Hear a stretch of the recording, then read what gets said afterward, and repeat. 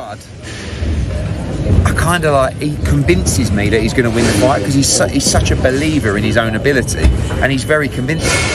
And then you see the presser yesterday and I thought Canelo looked really well. Do you know what I mean? Obviously he's a big lump. Towards Crawford to win this fight. Why is that? What changed? Because I know Crawford's he's got the heart, he's got the speed, the skills, and he's gonna go out there. I was thinking he put up a good first 6 rounds, but then Canelo will start picking it up. But now I think Crawford will go for I think Crawford will get. I'm picking Crawford to win now. I'm going with Terence Crawford. You know, big weight jump, dangerous fight, but somebody's got to prove to me that they can break Terence Crawford's will and that he can't figure it out against you. You know, it ain't no disrespect to Canelo, but I've said this the last couple of years. I've not been against Terence Crawford with nobody else. You got to show me that you can beat him. The alarm is being raised by the boxing community. It's Canelo's time. Analysts and former champions are increasingly supporting Terence Crawford in the run-up to their bout. Crawford advances from welterweight to super middleweight, where he is undefeated at 410-0. He will be the first male boxer to become an undisputed champion in 3 categories in the 4-belt era if he prevails. According to numerous sources, Crawford's technical mastery and perfect record contrast sharply with Alvarez's aging and diminishing production. Now, a number of insiders are brazenly stating that the Mexican legend might be nearing the end of his reign. Everything is on Terence Crawford's side, all the legacy, meaning he only has the opportunity to win the belts. Saul only has an opportunity to defend them. Terence Crawford has an opportunity to be in a 5 division and the only person to win all 4 belts in 3 separate weight divisions. Why is Saul taking this fight? And I'm going to tell you why. Because there's some things in life more important than just the belts. And that 20-year career that Terence Crawford made, that all that he has, is very valuable. Very, very valuable. He had 1 foot out the game, and if he can be the man to defeat him, because remember, if Saul beats him, Terence Crawford was the first man to get all 4 belts in 2 separate weight divisions. Yes, I beat that champion. Yes, I beat the multiple division champion, and he had the oath. Top boxers are supporting Terence "Bud" Crawford. Legends including as Floyd Mayweather Jr. commend him for his unparalleled ring IQ and versatility, calling him the sport's current pound-for-pound greatest. The idea that Bud has the means to overthrow Canelo is further reinforced by Andre Ward's glowing praise of Crawford's combination of strategic genius and exceptional timing. But in terms of his resume, the opponents that he fought, right? And people say he fought this name and fought that name. Where did he fight that name when he fought him? He 32. He coming off 2 losses. He 35. Kovalev, when he fought Kovalev was cooked. He wasn't the crusher. He wasn't the undefeated guy. He had lost that. And I'm not knocking the hustle, but you lose me when you start saying I'm the best fighter in the world. Or you lose me when you feel like you don't have to fight the best, but then everybody else got to fight the best. Canelo is a really good fighter, man. But you don't really know how good you are until you fight the other best. Like even Dimitri Bivol, the dude you lost to. You got to give him credit for going up in weight, but I feel like he miscalculated though. You got Bud Crawford and Canelo. They're slated to fight in September. It's going to be an interesting fight. Honestly, it's kind of 50-50 in my opinion. Obviously, Canelo's got the weight and natural size advantage, but Bud's very technically skilled and sharp. Yeah. So it's going to be a good fight. Kelly Pavlik, former unified middleweight champion, puts on constant pressure right from the start and presents a clear strategy in order to break Alvarez's rhythm and erode his stamina. He exhorts Crawford to try to dominate 3 of the opening 4 rounds. Round 7, Canelo begins to exhibit signs of exhaustion after being pushed beyond his comfort zone.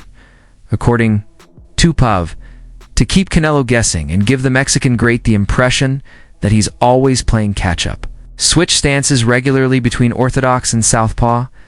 In January 2024 of last year, stay in Canelo's ass a little early on, put Canelo behind, right?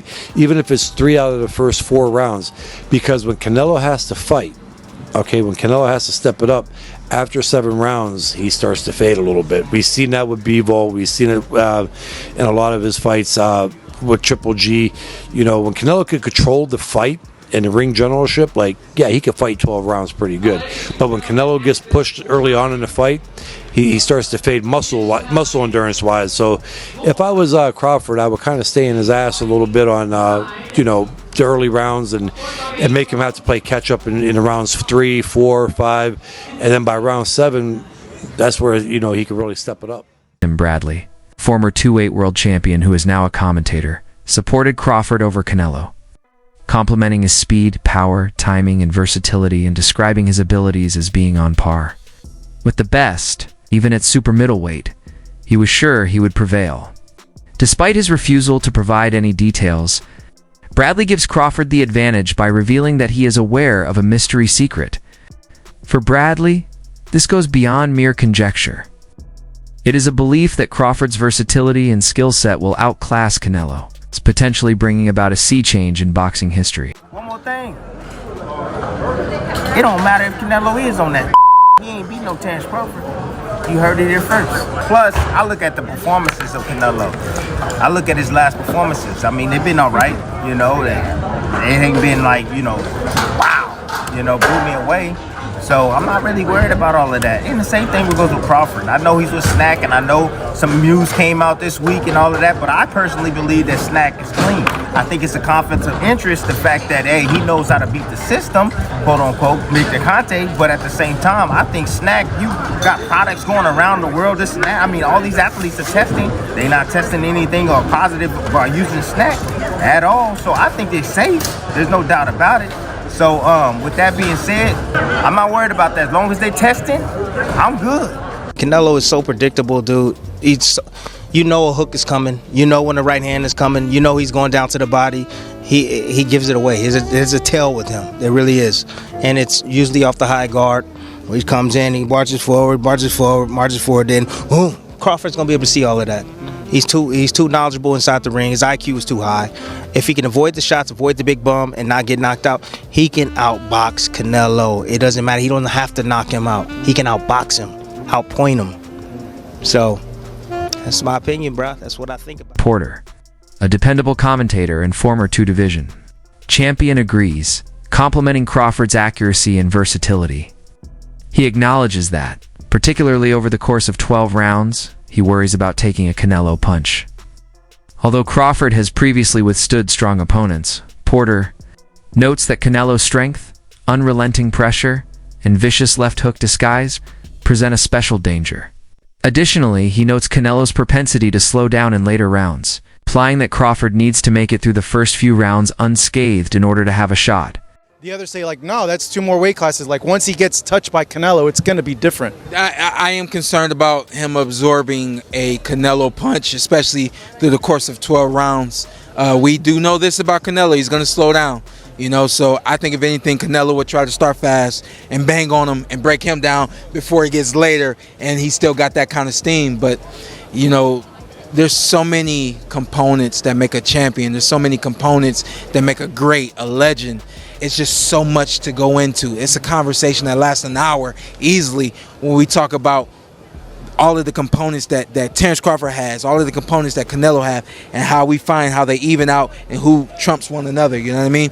We tried to do that with Errol Spence and Terence Crawford, and we see how that panned out, you know what I mean? So talk about conditioning. It ain't no secret. We all can look and say, right around 9 rounds is when Canelo starts to really decline in his punch output. Statistically, look at it. His punch output just significantly dives. This fight, what we didn't see from Canelo, because he didn't have to do it, we didn't see him fight in spurts. He's going to fight in spurts against Terence Crawford. That's right. Terence is going to challenge him both offensively, defensively, and also not only challenge that, but challenge that gas tank.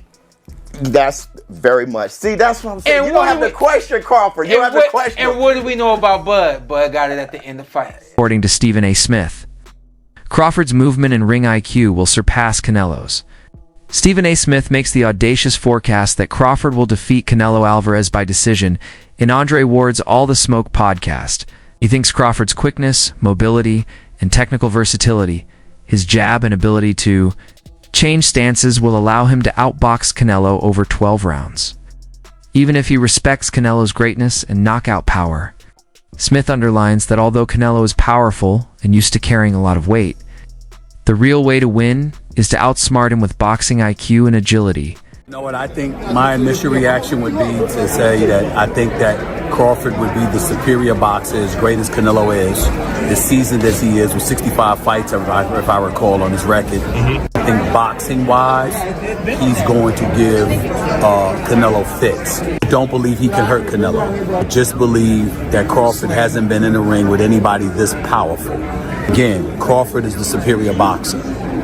But if he can't hurt Canelo, he can't keep him off of him. He says it's a legacy fight. He believes he can do the same, and he wants to do the same against a fighter the caliber of Canelo Alvarez, which is why we haven't really seen him in the ring against anybody else. Fortunately, that's the business of boxing. He's a victim of it, not a villain. You got a love for boxing. Yes, love Who boxing. gonna win the fight, man? That's coming up, the biggest Crawford. fight in boxing. Crawford. Huh? Crawford. I'm not hesitating. Crawford. I'm not even hesitating. Crawford. You gonna stand on that all the way to September 13th? I love Canelo. Crawford will beat Canelo. Crawford will beat Canelo by decision. I can't see anybody knocking out Canelo Alvarez. But I do believe that if you can box and you can move, that you can beat Canelo. You can outpoint him. That's right. When I think about Canelo, one of the things that I don't like about Canelo, despite his greatness, and a neck as wide as Broadway, for crying out loud. Right.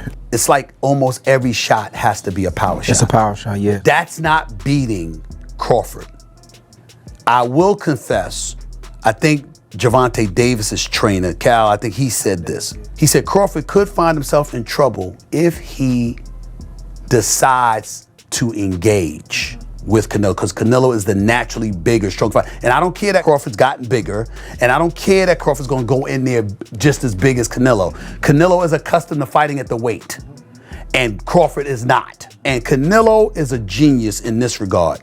You don't see him show up for fights not ready. He's always prepared. He's always ready. gotta give He's him that. always prepared. So I think he's the slower fighter, though. And I think that Crawford is brilliant as a boxer. And I think that between switching to conventional and southpaw, using his jab and movement, I think that Crawford is going to outpoint Canelo because he's faster. But I don't think he's gonna knock him. Amir Khan, a former two-division British champion with unique expertise against both fighters, strongly believes Terence Crawford will defeat Canelo Alvarez. Crawford's exceptional boxing intelligence, footwork, elusiveness, and power qualities are highlighted in Capon, which made him challenging to touch during their 2019 fight. Amir Khan feels that Crawford's timing and technique make the bout dangerously one-sided, in contrast to Canelo, who Khan found easier to hit despite his famed power. I think that Crawford could beat him, because Crawford is a big 147 fighter and is strong as well, which a lot of people don't give him the credit for. I think that fight, if it does happen, as long as Crawford stays away and just boxes and be smart, he can win that fight. I think Crawford's a better fighter than Charlo, and he's a smart fighter as well. He switches and everything, so that would be a very good fight. You fought them both. Like, what are the differences between them? Canelo's strong and he's easily hit. Very easily hit, very easily. Compared to when I fought against Crawford, I couldn't hit clean. They both hit hard because, and you could see the strength when I was fighting against Crawford. He is very strong as well. So look, yeah, but why does he need to give that much away? He's pound for pound #1 in the world. Why does he have to go for fighting Canelo?